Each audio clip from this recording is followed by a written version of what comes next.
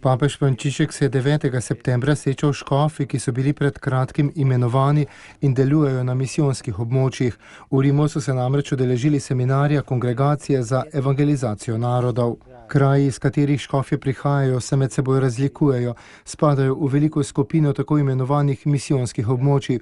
Vsak od škofov ima zato velik privilegij, hkrati pa tudi odgovornost, da je pri evangelizaciji v prvi vrsti. Po podobi dobrega pastirja ste poslani, da skrbite za čredo in se podate iskat ovce, predvsem oddaljene ali izgubljene, da poiščete tudi nove načine za oznanjevanje in tako greste naproti osebam, da pomagate tistemu, ki je prejel dar krsta pri rasti v veri, da bi verniki, tudi mlačni ali tisti, ki ne prakticirajo vere, ponovno odkrili veselje vere in evangelizacijsko rodovitnost.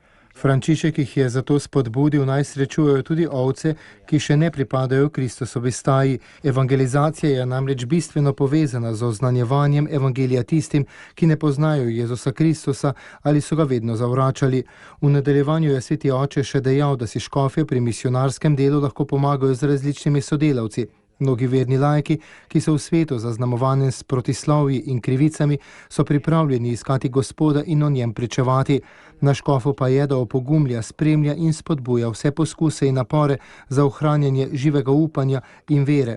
V mladih cerkvah, kjer so škofje pastirji, je včasih veliko lokalnih duhovnikov, včasih pa jih tudi primanjkuje ali pa jih je neznatno število. Papež je škofe povabil, naj so pozorni na pripravo duhovnikov v letih v semenišču, prav tako pa naj jih spremljajo med trajno formacijo po posvečenju.